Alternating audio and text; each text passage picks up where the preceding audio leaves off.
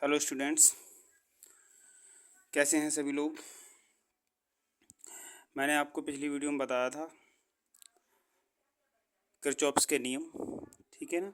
और आज हम स्टार्ट करते हैं इलेक्ट्रोमैग्नेटिक इंडक्शन, ठीक है, जिसमें हम देखेंगे फैराडे के नियम, लेंज का नियम, फ्लेमिंग्स के दाएं हाथ का नियम, ठीक। और इसके साथ में हम देखेंगे सेल्फ इंडक्टेंस क्या होता है, स्वप्रेरण, और म्यूचुअल इंडक्टेंस क्या होता है, मतलब अन्योन्य प्रेरण, ठीक है। तो आज ये कुछ टॉपिक के बारे में हम चर्चा करेंगे, ठीक। हाँ, तो आइए आओ शुरू करते हैं। सबसे पहला है इलेक्ट्रोमैग्नेटिक इंडक्शन क्या होता है। तो उससे पहले मैं कुछ ओरल बताना चाहता हूँ कि कोई भी हमारे पास कुंडली है, ठीक, जिसमें हम वायर को लपेट देते हैं। तो अगर हम उसे चुंबकीय क्षेत्र में रखेंगे तो क्या होता है कि जो चुंबकीय क्षेत्र है, जैसे कोई कंडक्टर है, कंडक्टर में जब हम वैद्युत धारा को प्रवाहित करते हैं तो उसके चारों तरफ चुंबकीय क्षेत्र उत्पन्न हो जाता है। तो ऐसी कुंडली है, अगर कुंडली के चारों तरफ क्या होगा, मैग्नेटिक फील्ड होगा। उस मैग्नेटिक फील्ड में कोई भी हम कंडक्टर लगा करेंगे तो वो क्या करेगा, मूव करने लगेगा। इसी तरीके से तो वही हमारा जो प्रोसेस है वो इलेक्ट्रोमैग्नेटिक इंडक्शन का ही है, ठीक है। तो हम इसे थ्योरी में कैसे लिखेंगे, जब किसी चालक में वैद्युत धारा प्रवाहित होती है तो चालक के चारों ओर चुंबकीय क्षेत्र उत्पन्न हो जाता है, ठीक है। जब इस चुंबकीय क्षेत्र में परिवर्तन होता है तो उस परिपथ में क्षणिक, मतलब क्या होता है, एक विद्युत वाहक बल उत्पन्न हो जाता है।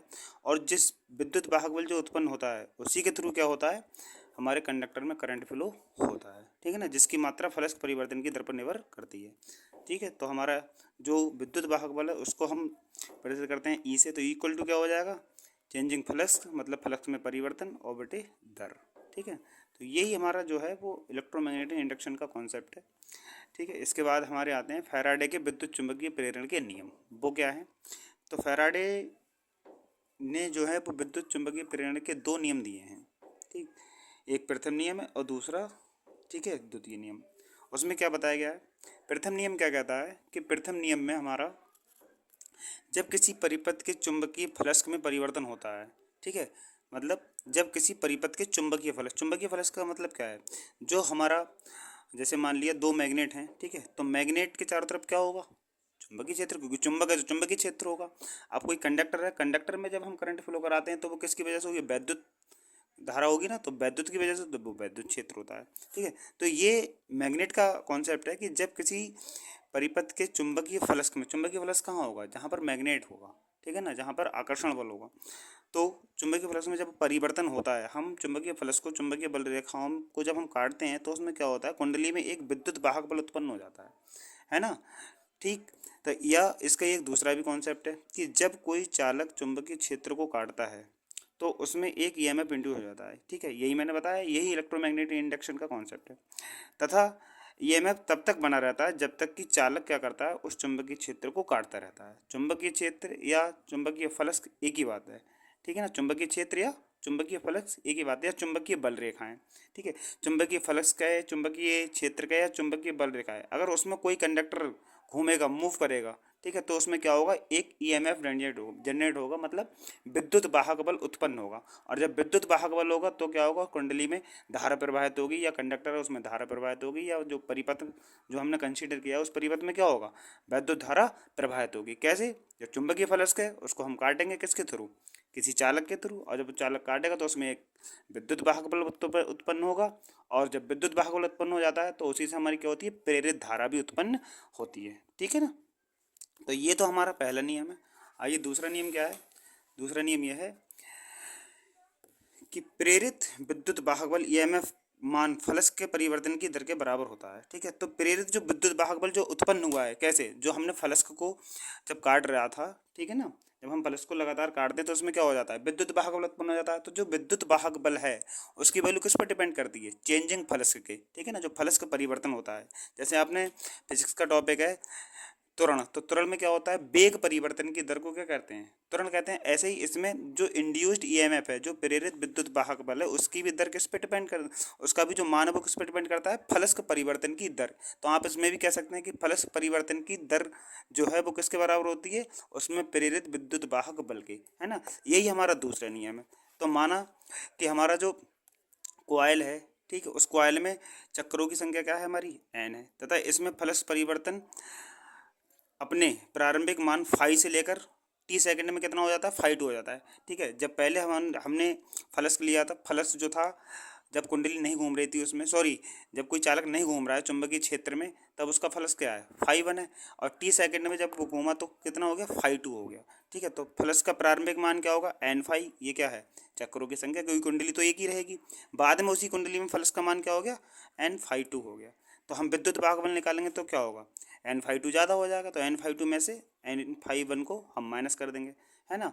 अब इसका क्या करेंगे, हम अवकलन कर देंगे। जब अवकलन करेंगे तो ई इक्वल टू क्या हो जाएगा, d N phi upon d t. ठीक है ना, क्योंकि इनका जो अंतर होगा वो क्या होगा, डी फाई होगा। अब एन हम बाहर ले लेंगे तो क्या आ जाएगा, d phi upon d t. तो इंड्यूस्ड ईएमएफ जो है, अब इसमें क्या होता है, ये माइनस में होता है, क्यों, क्योंकि जिससे ये उत्पन्न हुआ है, इससे जो धारा उत्पन्न होती है वो क्या करता है, उसी का ही विरोध करता है। जैसे जो लिखा है ऋणात्मक चिन्ह, उत्पन्न चुंबकीय प्रभाव अपने उत्पादित कारणों का क्या करता है, मतलब जिससे ये उत्पन्न हुआ है, क्या चुंबकीय प्रभाव जो उत्पन्न हुआ है उसी का ये क्या करता है, अपोज करता है, मतलब विरोध करता है। इसलिए हम क्या करते हैं, नेगेटिव साइन को लगाते हैं। ठीक है, इसका बस यही मतलब है और कोई मतलब नहीं है। अब आता है हमारा लेंज का नियम नेक्स्ट। ठीक, तो लेंज का नियम क्या है, इस नियम के अनुसार प्रेरित ईएमएफ की दिशा सदैव ऐसी होती है कि उत्पन्न द्वारा से स्थापित चुंबकीय क्षेत्र उस कारण का विरोध करता है। लेंज का नियम यही बताता है कि जो हमारा माइनस चिन्ह है, तो जिससे ये ईएमएफ जनरेट हुआ है, ये क्या करता है, उसी का ही विरोध करता है जिससे ये उत्पन्न हुआ है। ठीक, तो लेंज का नियम यही बताता है। ठीक, समझ में आ गया होगा आई होप। अगला टॉपिक है हमारा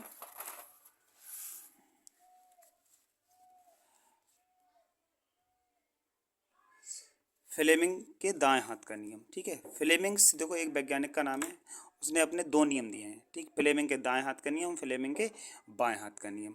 तो फ्लेमिंग का दाएं हाथ का नियम कहाँ पर कार्य करता है, फ्लेमिंग का दाएं हाथ का नियम, जैसे कि आपने जनरेटर देखा होगा। ठीक है, तो जनरेटर को जब हम हैंडल से स्टार्ट करते हैं तो कौन से हैंड का यूज करते हैं, राइट हैंड का, है ना। तो इससे ये आपको ये भी पता चल जाएगा कि पता चलता है कि जो हमारा जनरेटर है, जनित्र है, ठीक है, चाहे एसी जनित्र हो चाहे डीसी जनित्र हो। ठीक, तो वो किस पर डिपेंड, किसके कुछ नियम पर कार्य करता है, फ्लेमिंग के दाएं हाथ पे, क्योंकि हम हैंडल को दाएं हाथ से ही रोटेट करते हैं। ठीक, तो इसमें क्या कहता है ये, इस नियम के अनुसार यदि हम अपने दाएं हाथ की उंगलियों को इस प्रकार फैलाएं कि जो पहली तीन उंगलियां हैं वो एक दूसरे के कैसे हों, लंबवत हो, मतलब तीनों के बीच में कैसा कोण बन रहा हो, 90 डिग्री का कोण बन रहा हो। ठीक, फैलाएं कि तीनों उंगली एक दूसरे कैसे हों, लंबवत हो। तो पहली जो उंगली है वो क्या होगी, बल रेखाओं को दिखाएगी, मतलब चुंबकीय फ्लक्स को प्रदर्शित कर देगी। ठीक, और अंगूठा गति की दिशा को प्रदर्शित करेगा। ठीक है, और बीच वाली उंगली क्या करेगी, प्रेरित जो विद्युत वाहक बल है, ठीक है, उसको प्रदर्शित करेगा, या जो करंट होगी उसको प्रदर्शित करेगा। ठीक है ना। इसके बाद आता है सेल्फ इंडक्टेंस, क्या होता है, स्वप्रेरण। तो विद्युत परिपथ का वह गुण जो परिपथ में धारा परिवर्तन करने पर उसमें एक प्रेरित करता है, उस परिपथ का सेल्फ इंडक्टेंस कहलाता है। कहने का मतलब ये है कि जो विद्युत परिपथ है उसका ऐसे गुण होते हैं, जो हमारे विद्युत परिपथ में ये गुण होता है कि अगर हम धारा को घटाएं बढ़ाएं तो उसमें क्या होगा, एक प्रेरित विद्युत वाहक बल उत्पन्न हो जाएगा। ठीक है, उसी को हम क्या कहते हैं, सेल्फ इंडक्टेंस कहते हैं। ठीक, तो माना ए मीटर स्क्वायर है परिच्छेद का क्षेत्रफल, या परिनाल का है, और एल मीटर उसकी लंबाई है। ठीक है, और परिनाल का में जो चक्रों की संख्या है वो क्या है, हमारी एन है। तो आई एम्पेयर की धारा परिवर्तित हो रही है, तो हमारा जो सेल्फ इंडक्टेंस होगा एल, ठीक है, कुंडली, वो क्या होगा, एन फाई अपॉन आई। समझ में आ गया। ठीक, और इसका मात्रक क्या होता है हमारा, हेनरी होता है। ठीक, दूसरा हमारा है म्यूचुअल इंडक्टेंस, अन्योन प्रेरण। अन्योन प्रेरण का कॉन्सेप्ट कैसा है कि अगर कोई कुंडली रखी है, हमारे पास दो कुंडली हैं, ठीक है ना, जैसा कि मैंने इधर चित्र बना दिया है, ये देखिए, ये दो कुंडली दी हुई हैं। इन दोनों कुंडलियों में क्या होता है, देखो मैंने एक में हमारा वोल्टेज सोर्स लगा हुआ है, ठीक है, एक में नहीं है। तो अगर हम दो पास पास कुंडलियां रखते हैं और उसमें से किसी एक में हम क्या करते हैं, करंट प्रवाहित करते हैं, और उस करंट को हम बार बार घटाएं बढ़ाएं, तो उसके पास जो दूसरी कुंडली रखी होती है उसमें हमारा क्या होता है, एक ईएमएफ इंड्यूड हो जाता है। ठीक है, मतलब विद्युत वाहक बल उत्पन्न हो जाता है, और उसके कारण क्या होता है, इसमें भी हमारी जो होती है वो करंट प्रवाहित होने लगती है। तो इसी प्रोसेस को हम क्या कहते हैं, म्यूचुअल इंडक्टेंस कहते हैं, या अन्योन प्रेरण कहते हैं। जैसे कि मैंने इस थ्योरी में देखो लिखा हुआ है विद्युत परिपथों का वह गुण जो एक परिपथ में धारा परिवर्तन करने पर, एक परिपथ दो कुंडली है, हम एक परिपथ में धारा परिवर्तित करने पर उसके निकट दूसरे परिपथ में एक ईएमएफ प्रेरित हो जाता है, मतलब एक विद्युत वाहक बल क्या हो जाता है, उत्पन्न हो जाता है या प्रेरित हो जाता है। ठीक है, उन परिपथों का क्या कहलाता है, वो म्यूचुअल इंडक्टेंस कहलाता है या अन्योन प्रेरण कहलाता है। ठीक है, इसे हम कैसे प्रेरित करते हैं, हम एम से प्रेरित करते हैं और इसका मात्रक क्या होता है, इसका भी मात्रक हेनरी होता है, क्योंकि दोनों जो नियम है वो कुंडली पर लागू करते हैं, मतलब इंडक्टर पे।